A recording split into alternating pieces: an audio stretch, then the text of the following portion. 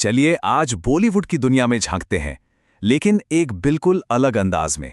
हम सिर्फ एक दिन को पकड़ेंगे, 13 नवंबर 2025, और देखेंगे कि उस एक दिन में क्या क्या हुआ।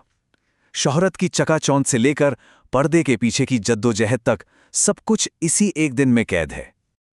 तो सवाल यह है कि बॉलीवुड का एक दिन असल में होता कैसा है? अगर लगता है कि यह सिर्फ ग्लैमर और पार्टियों की कहानी है, तो असलियत इससे कहीं ज्यादा पेचीदा है। ये असल में दबाव, कला, अपराध और उम्मीदों का एक ऐसा कॉकटेल है जो हर घंटे एक नया रंग दिखाता है।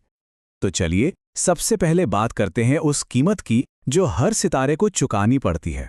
ये है 2400 घंटे लोगों की नजरों में रहने का दबाव, जहां आपकी निजी और पब्लिक लाइफ के बीच की लाइन, भाई वो तो लगभग मिट ही जाती है। और देखिए, इसी एक दिन में ये दबाव दो बिल्कुल अलग अलग रूपों में सामने आता है। एक तरफ धर्मेंद्र जी की सेहत को लेकर परेशान उनका परिवार है, जो मीडिया से बस थोड़ी शांति और प्राइवेसी मांग रहा है। और दूसरी तरफ हैं जया बच्चन जी, जिनका गुस्सा कैमरे पर कैद हो गया, जो लगातार पीछा करते फोटोग्राफरों से तंग आ चुकी हैं। दिन एक ही, लेकिन दो अलग रिएक्शंस। और कहानी एक ही, शोहरत का जबरदस्त दबाव। और ऐसा नहीं कि यह बातें सिर्फ बाहर हो रही थी, इंडस्ट्री के अंदर से भी आवाजें उठी। फिल्म मेकर करण जौहर ने तो धर्मेंद्र जी की सेहत पर चल रही मीडिया की इस होड़ पर सीधा हमला बोला। उनके शब्दों में गुस्सा साफ झलकता है। उन्होंने कहा, यह कवरेज नहीं, ये अपमान है। और ऐसे मुश्किल वक्त की एक खास बात होती है, वो अपनों को साथ ले आती है। इंडस्ट्री की एकजुटता भी देखने को मिली। अमीषा पटेल ने साफ साफ देओल परिवार का साथ दिया और कहा कि उनकी प्राइवेसी की इज्जत होनी चाहिए। इससे पता चलता है कि बाहर से ये दुनिया जितनी भी कॉम्पिटिटिव लगे, अंदर से ये लोग एक दूसरे के लिए खड़े भी होते हैं। तो ये तो हुई कैमरे के सामने की कहानी, लेकिन असली जादू तो कैमरे के पीछे होता है ना? जहां असल में फिल्में बनती हैं, कहानियां गढ़ी जाती हैं।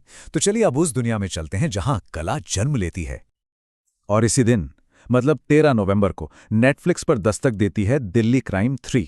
ये कोई हल्की फुल्की कहानी नहीं है, ये मानव तस्करी जैसे बहुत ही गंभीर और मुश्किल मुद्दे पर बात करती है। शिफाली शाह और हुमा कुरैशी जैसी शानदार एक्ट्रेसेस के साथ ये शो बॉलीवुड का वो चेहरा दिखाता है जो सिर्फ एंटरटेनमेंट नहीं करता, बल्कि समाज को आईना दिखाने की हिम्मत भी रखता है। और इसका असर भी उतना ही गहरा हुआ। लोगों ने इसे सिर्फ एक शो की तरह नहीं देखा, बल्कि एक तजुर्बे की तरह महसूस किया। सोशल मीडिया पर तो जैसे कमेंट्स की बाढ़ ही आ गई। डार्ट, सच्ची, अंदर तक हिला दिया, इस तरह की बातें। और ये बात सही भी है, जब कहानी में दम होता है ना, तो वो सीधे दिल में उतरती है। तो एक तरफ तो एक कहानी रिलीज हो चुकी है, लोग उसे देख रहे हैं, सराह रहे हैं, लेकिन सिक्के का दूसरा पहलू भी तो है। एक दूसरी कहानी है जो अभी बन रही है, और वो भी बहुत मुश्किल हालात में, क्योंकि शो मस्ट गो ऑन, है ना? यही तो इस इंडस्ट्री का मूल मंत्र है। सोचिए, गुरुग्राम में हवा इतनी खराब है कि सांस लेना मुश्किल है, लेकिन कॉकटेल 2 की शूटिंग चल रही है। मतलब कला को बनाने का जुनून सेहत के खतरे से भी बड़ा हो गया है। प्रोडक्शन टीम भी अपनी तरफ से पूरी कोशिश कर रही है। सेट पर एयर प्यूरिफायर लगे हैं, मास्क पहनना जरूरी है, पानी का छिड़काव हो रहा है। ये सब क्यों? ताकि सैकड़ों लोगों का जो क्रू है वो सेफ रहे। यह है पर्दे के पीछे का वो स्ट्रगल जो हमें कभी नजर नहीं आता। अच्छा, तो हमने शोहरत की बात की, कला बनाने के जुनून की बात की, लेकिन एक सच ये भी है कि फिल्म सिर्फ आर्ट नहीं है, ये एक प्रोडक्ट भी है। इसमें करोड़ों रुपए लगे होते हैं, हजारों लोगों की मेहनत लगी होती है।